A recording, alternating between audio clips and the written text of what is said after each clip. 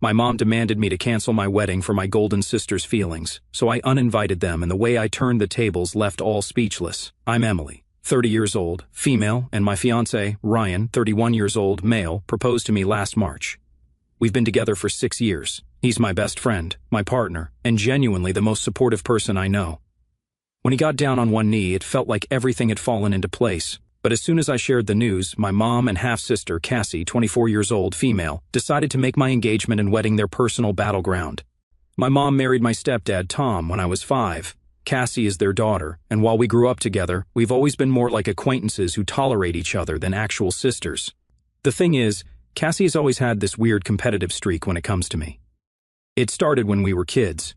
She'd throw a fit if I got a better grade or if one of my relatives complimented me. As we got older, the stakes just got higher. I went to college on a scholarship, while Cassie didn't go at all. I've been with Ryan for years while she's bounced from one messy relationship to another, and now that I'm engaged, she's acting like my happiness is some personal vendetta against her. Anyway, Ryan proposed last March during a quiet weekend at home, and we decided on a January wedding. We wanted something small and intimate, a cozy ceremony with about 70 guests. It felt perfect for us. I was so excited to start planning, and I thought my family would be too. Boy, was I wrong. When I called my mom to tell her the news, her first response wasn't excitement. It was, "Oh, Cassie's not going to like this." I kind of laughed it off, thinking she was joking, but she wasn't. Apparently, my engagement was going to hurt Cassie's feelings. Why? Because she was single and trying to figure things out. I brushed it aside at first, thinking it was just a weird comment. But then, a few weeks later, Cassie announced she was getting married to a guy she'd been dating for 3 months. Now, I try not to judge other people's choices, but this felt off. Cassie has always been impulsive, but getting married after 3 months to a guy none of us knew? It didn't sit right with me. But I kept my mouth shut. I figured it was her life, her decision, and not my business. Fast forward to July, Cassie's whirlwind marriage blew up as fast as it started. Her husband Jake cheated on her with her best friend, no less, 2 months after their wedding. She filed for divorce. The whole situation was messy and heartbreaking, and I genuinely felt bad for her. I tried to be supportive, but every time I reached out, I got the cold shoulder. It felt like she was angry at me, but I couldn't figure out why. Then it hit me. She didn't want my support. She wanted to blame me. From what I've pieced together, Cassie thinks I somehow triggered her rushed marriage, like my engagement announcement was some kind of challenge she needed to win. And when her marriage fell apart, I guess she decided it was easier to resent me than to take responsibility for her own decisions. By the time fall rolled around, things were tense. Cassie and I hadn't really spoken since her divorce, and Mom was acting weird. Every time I brought up wedding planning, she'd get quiet or change the subject. It felt like she was avoiding the topic, but I didn't push it. I figured she just didn't want to talk about weddings because of Cassie's situation. I should have seen the signs. Let me tell you, nothing prepares you for the sheer absurdity of being guilt-tripped about your own wedding. I thought planning a wedding would be stressful because of logistics or budgets, not because my own family would turn it into some twisted competition. But here we are. So, it's mid-November, and Ryan and I just sent out our wedding invitations. I was super excited, finally feeling like everything was coming together. That excitement didn't last long because 2 days later, I got the call. It was my mom. I remember thinking it was a bit strange because she rarely calls me. She's more of a text once a month kind of person. But I answered, figuring she might want to chat about the wedding. I should have known better. The conversation started innocently enough. She asked how I was doing, how Ryan was, and then casually slipped in, "So, you're really going through with the wedding?" At first I thought she was just confirming the date or something. Yeah, of course, everything's set. We've booked the venue, caterer, flowers, most of it's paid for. That's when she sighed. Not a normal sigh, a loud, exaggerated, dramatic sigh that practically screamed, "You're about to ruin someone's life." "Well," she said, dragging out the word like she was about to drop some life-changing wisdom, "I've been thinking about Cassie, and I really think you should reconsider." I paused, genuinely confused. Reconsider what? She hesitated, like she was gearing up for a speech. "I just don't think it's a good time for a wedding, Emily. Cassie's still so heartbroken from the divorce. Having a big celebration like this so soon after everything she's been through, it feels a little insensitive." I honestly thought I misheard her. "Wait, you think I should cancel my wedding for Cassie?" "Well, yes," she said, like it was the most reasonable request in the world. "She's been through so much, and seeing you get married so soon after her divorce, it's going to hurt her a lot." I was stunned. I didn't even know how to respond. "Mom, we've been planning this wedding for almost a year. The venue's booked, the deposits are paid. How can you ask me to just cancel it?" She didn't miss a beat. You could always do something small, a church ceremony maybe, with just immediate family. That way you still get married, but it's not such a big production. You wouldn't be flaunting it. Flaunting it? I couldn't believe what I was hearing. Mom, this isn't about flaunting anything. It's about celebrating my relationship with Ryan. We've been together for 6 years. This is our day. She sighed again, heavier this time. I just think if you really loved your sister, you'd do this for her. She needs time to heal, and a big wedding is going to make things worse for her. At this point, I was furious but tried to stay calm. Mom, I get that Cassie's going through a rough time, but this has nothing to do with her. Ryan and I have been planning this for so long. It's not fair to ask us to change everything because of her choices. She didn't like that. Her choices, Emily? She didn't choose to have her husband cheat on her. She didn't choose to have her life fall apart. Yeah, but she did choose to marry a guy she barely knew after 3 months. That was the wrong thing to say. Mom completely lost it, accusing me of being cruel and selfish, of not understanding what Cassie's been through. She even threw in a classic, "I thought I raised you better than this." At that point, I couldn't deal anymore. Mom, I'm not canceling my wedding. End of discussion. I hung up, shaking with anger. I immediately called Ryan and told him everything. He was just as baffled as I was. Who asks their own daughter to cancel her wedding for someone else's divorce, he said. I wish I could say that was the end of it, but of course, it wasn't. Over the next few weeks, Mom doubled down on her campaign to guilt me into canceling or scaling down the wedding. She'd call me every few days, always with some variation of the same argument. Cassie's heartbroken. You're being insensitive. A small wedding would mean so much to the family. At one point, she even tried to rope Ryan into it. She called him directly, saying, "You're such a thoughtful person, Ryan. I know you'll understand why this is important for Cassie." Luckily, he shut that down immediately, telling her we were sticking with our original plans. But then Cassie got involved. She started texting me, making passive-aggressive comments like, "Must be nice to have everything go perfectly for you," and, "Don't you think it's a little soon for a big celebration?" She even brought up the date, saying, "January feels like such a weird time for a wedding. Are you sure you didn't pick it to rub it in my face? Rub it in her face?" I couldn't believe the audacity. I tried ignoring her at first, but she just kept escalating. She started calling me, leaving these long, guilt-trippy voicemails about how hard it was for her to even think about weddings, and how my insensitivity was making her healing process so much harder.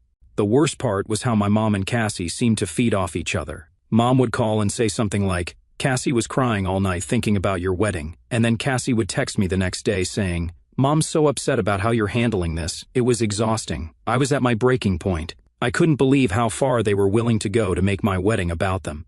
I knew I had to draw a line, but I wasn't sure how yet. This was the moment I realized just how toxic their behavior was. This wasn't about Cassie's divorce or her feelings. It was about control. They wanted me to put my life on hold to cater to their insecurities, and I was done letting them dictate my happiness. By December, things had officially spiraled out of control. Cassie was no longer content to sulk in private or throw passive-aggressive texts my way. She was now on a mission to drag my name through the mud with anyone who'd listen, and honestly, I was getting whiplash trying to keep up with all her stunts.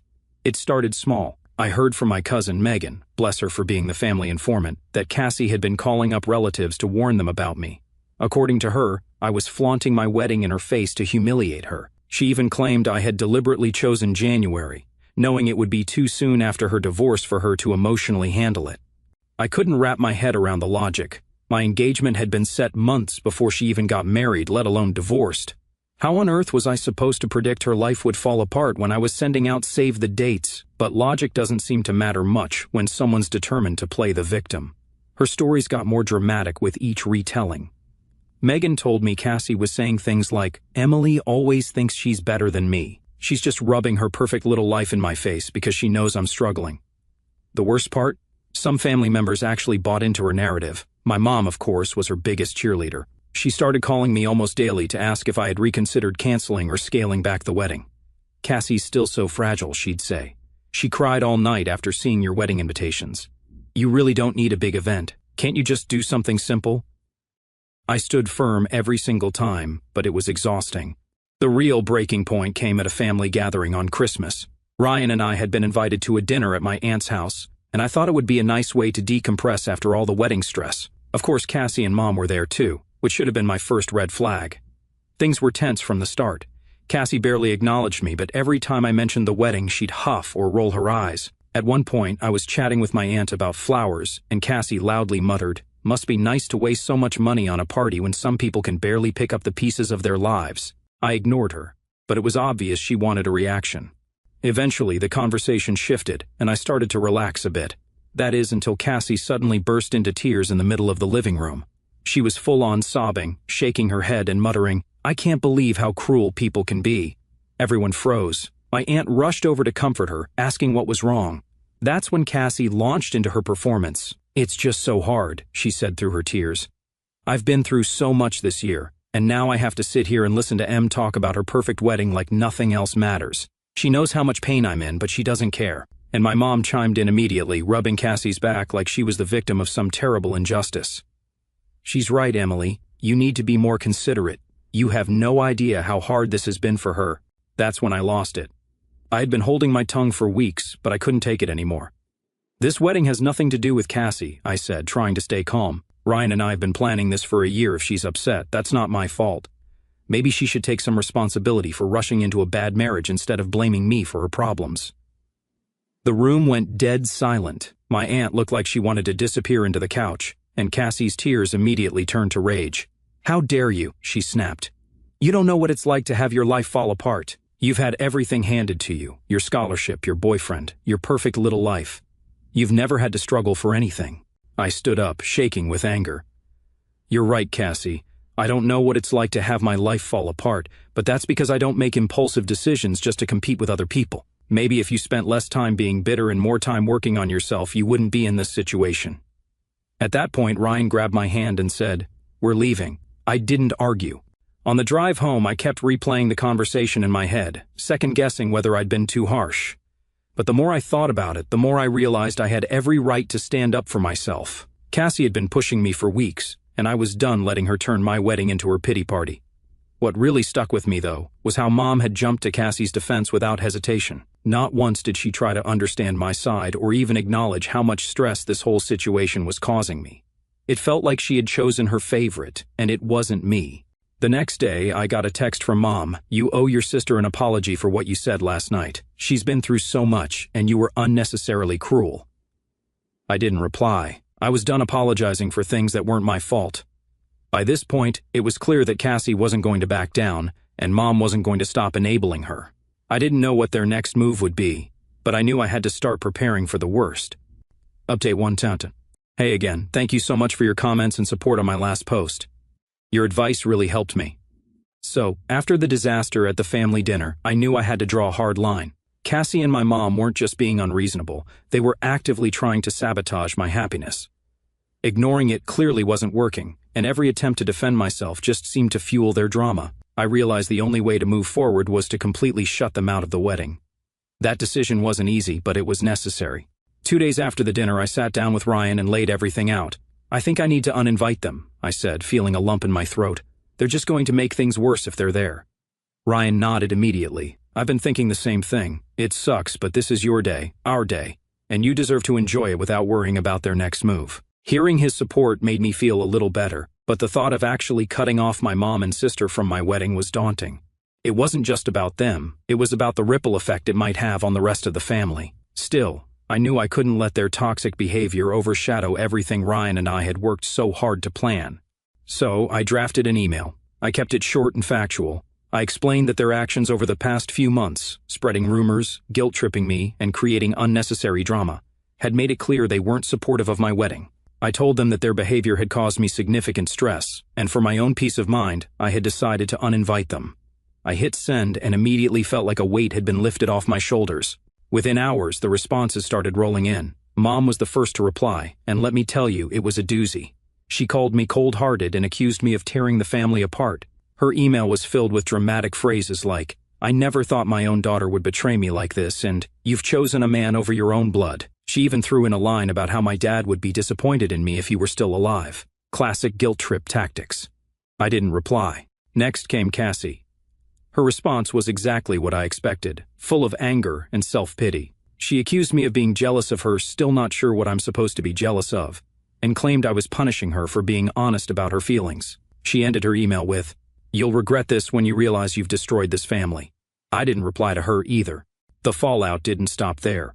Over the next few days, I started getting calls and texts from other family members, mostly the ones Mom and Cassie had already poisoned against me. My uncle called to tell me I was being immature and should just let it go for the sake of family harmony. A cousin I barely speak to left a voicemail saying, "I can't believe you do something like this to your own mother." At first, I felt overwhelmed by the backlash, but then something amazing happened. The people who actually mattered started showing up for me. My dad's sister, Aunt Laura, called me to say she was proud of me for standing up for myself. "You've put up with their nonsense for long enough," she said. "It's about time you put your foot down." My cousin Megan, who had been keeping me updated on Cassie's antics, sent me a long text saying, "Don't let them get to you. Everyone who really knows you is on your side." Even my godmother, who's one of the most no-nonsense people I know, called to tell me I was doing the right thing.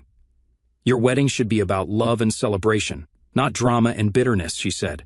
Their support was like a balm for my soul. For the first time in weeks, I felt like I wasn't alone in this fight. But of course, Mom and Cassie weren't going to let it go quietly. About a week after I sent the email, I got another call from Megan. "You're not going to believe this," she said, sounding both amused and annoyed. "Cassie's telling people you uninvited her because you're threatened by her." I couldn't help but laugh. Threatened by what exactly? "Apparently she's been saying you're worried Ryan has feelings for her," Megan said. "She claims he's been flirting with her, and you found out, so you're trying to get rid of her to save face." It was so ridiculous I didn't even know how to respond. We both knew there was zero truth to anything she was saying. Still, it was infuriating that she was trying to drag Ryan into her web of lies. "That's just desperate," I said. "No one's going to believe that." "Honestly, most people don't," Megan said. "But you know how she is. She's going to keep spinning the story until she finds someone gullible enough to take her side." I decided not to waste any more energy worrying about Cassie's delusions. At this point, I was focused on protecting my peace and making sure my wedding day went off without a hitch. To that end, Ryan and I sat down to go over the guest list and finalize all the details.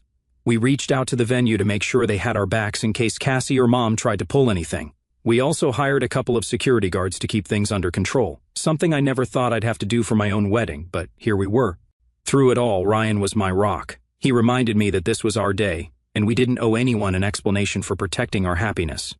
By the time New Year's rolled around, I felt like I was finally regaining control. Cassie and Mom could spin their narratives all they wanted, but they weren't going to ruin this for me. Shoo update 2. I know it hasn't been long since my last update, but what happened is something I absolutely needed to tell you about immediately.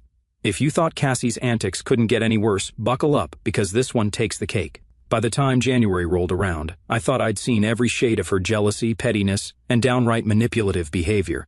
But what she tried to pull next left me absolutely floored and honestly a little disgusted. It all started with a weird text Ryan got one evening.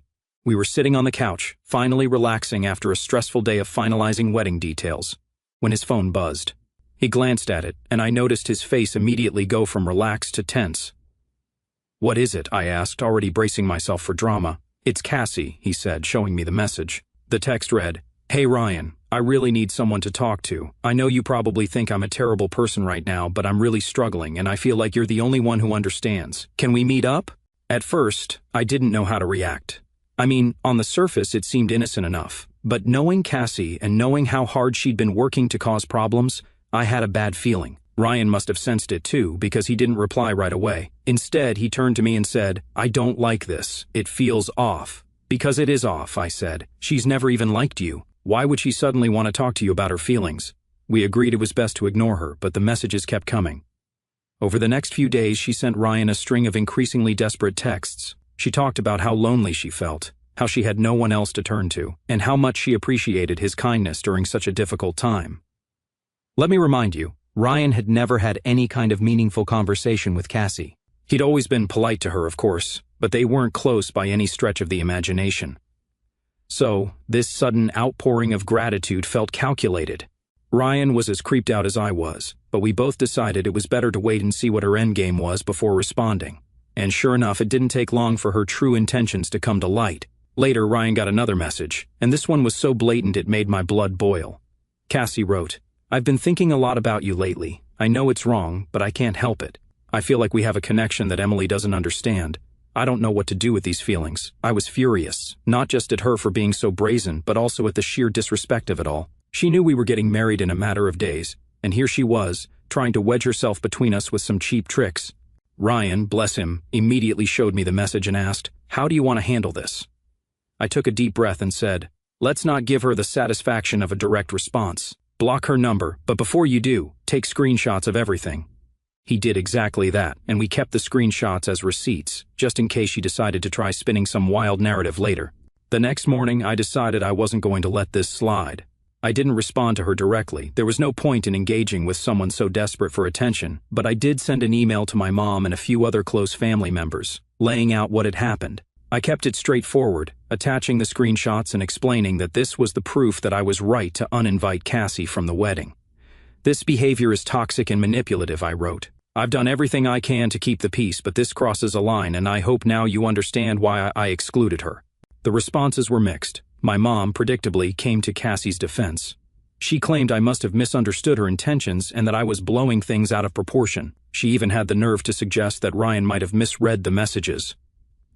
"I can't believe you'd accuse your own sister of something so horrible," Mom wrote. "Cassie's just going through a tough time, and you're making it all about you." I rolled my eyes so hard I almost sprained something. At this point, I wasn't even surprised. But other family members were much more supportive. Megan, my cousin who'd been in my corner from the start, called me immediately after reading the email. "Are you serious?" she said. "I knew Cassie was a piece of work, but this is next level. Good for you for cutting her off." My dad's sister, Aunt Laura, was just as outraged. "You're absolutely right to keep her out of the wedding," she said. "She's proven time and again that she doesn't respect you, and this just confirms it." Their support meant the world to me, but I'd be lying if I said it completely erased the hurt. Cassie's stunt wasn't just disrespectful, it was humiliating. It felt like she was trying to undermine everything Ryan and I had built together, and I couldn't understand why. Was it jealousy, spite, some twisted need for attention, maybe all of the above? Whatever her reasons, I knew one thing for sure: she wasn't going to win. With just a few days left until the wedding, I made a promise to myself that I wouldn't let Cassie or Mom ruin this for me. I also made sure to double down on security measures for the big day. I reached out to the venue and gave them a heads up about the situation, letting them know Cassie and Mom were explicitly uninvited. I even hired an extra security guard, just in case they decided to show up anyway. It felt a little extreme, but after everything they'd pulled, I wasn't taking any chances. I now feel more prepared than ever to face whatever nonsense they might try to throw my way. Cassie's dirty tricks might have shaken me, but they didn't break me. If anything, they only made me more determined to stand my ground and protect my peace. Update 3. Hey again. Let's hope this is the last time you hear about my family drama. Let me tell you, I thought I had prepared myself for every possible scenario leading up to my wedding, but nothing quite prepares you for the moment when your own family tries to sabotage the happiest day of your life. The morning of the wedding started off beautifully. The venue looked magical with all the flowers and decorations we'd picked out over the past year.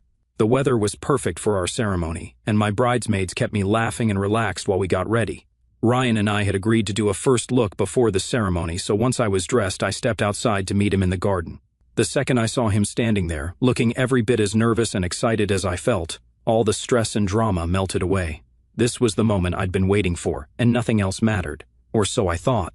About 30 minutes before the ceremony was set to begin, I was back in the bridal suite, doing some last-minute touch-ups, when my maid of honor, Amanda, came rushing in. She looked flustered, which immediately set off alarm bells. "You're not going to believe this," she said. "Cassie and your mom are here."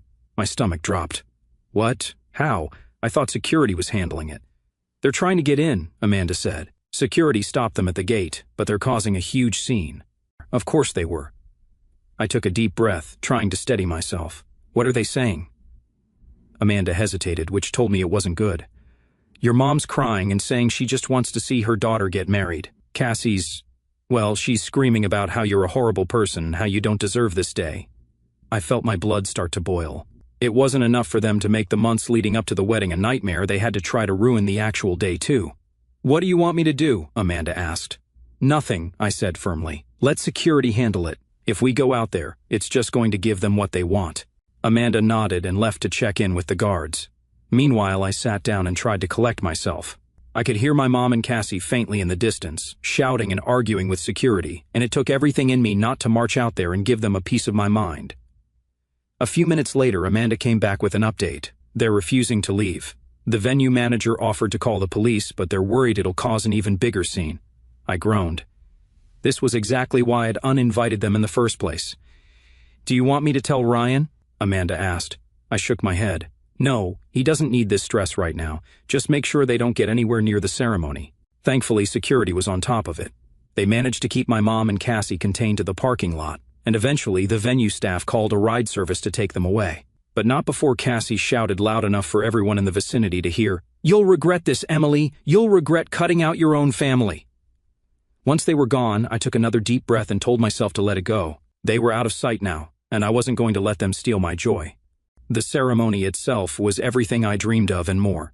Standing up there with Ryan, surrounded by our closest friends and family, the supportive ones at least, I felt an overwhelming sense of love and gratitude. This was what mattered. Not the drama, not the bitterness, just this moment with the people who truly cared about us.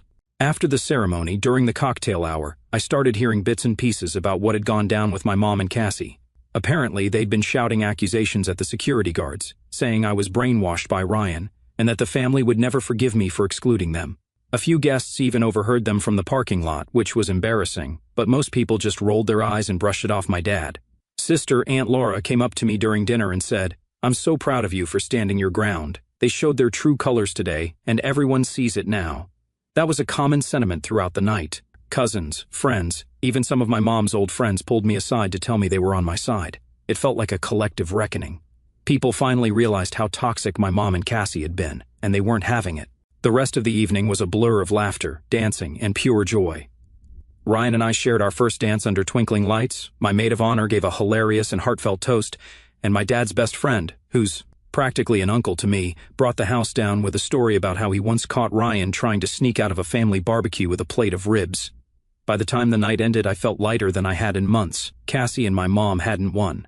Their attempts to ruin the day had only highlighted how much love and support Ryan and I had from the people who actually mattered. When I got back to the hotel that night, I checked my phone and saw I had a dozen missed calls and texts from my mom. I didn't bother reading them. I was done letting her or Cassie take up space in my life. Cutting them out completely was one of the hardest decisions I've ever had to make, but standing there with Ryan, surrounded by people who genuinely cared about us, I knew it was the right one. Thanks again for sharing your thoughts with me throughout this mess. I really do appreciate it. I'll let you know if there's any after-wedding drama. Let's hope not. I'm so done, LOL. To update 4 cent. Hey Reddit, you won't believe what happened about a week after the wedding. I got a call from my cousin Megan, who as usual was the first to deliver the family gossip. "You're not going to believe what just happened," she said, sounding way more excited than concerned. I sighed. "What now?" "Cassie and your mom had a huge fight," Megan said. "Like epic level fight. And get this, your mom kicked her out of the house. I almost dropped my phone." "Wait, what? What happened?" Megan was more than happy to fill me in. Apparently after the wedding, Cassie had been sulking around my mom's house, stewing over the fact that her grand plan to ruin my day had failed.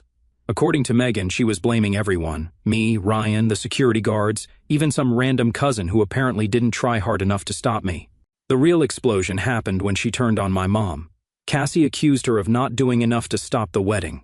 She started screaming about how it was Mom's fault that I'd gone through with it, that Mom should have been more forceful in convincing me to cancel. Mom, who has always coddled Cassie no matter how ridiculous she's been, finally hit her breaking point. Megan said Mom yelled back, telling Cassie she was tired of the drama and that she was an adult who needed to take responsibility for her own life. Cassie didn't take that well. She apparently went on a full-blown rant, accusing Mom of failing her as a parent and choosing me over her. It got so bad that Mom finally told her to pack her things and leave.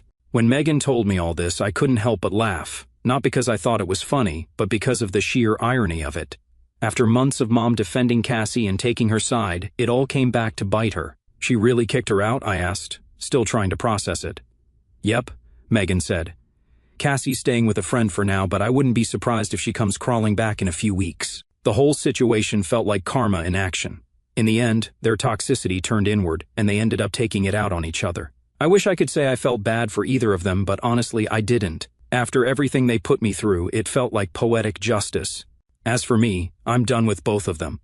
I've blocked their numbers, muted them on social media, and made it clear to the rest of the family that I'm not interested in hearing about their latest antics. Ryan and I are focusing on starting this new chapter of our lives together. And I couldn't be happier.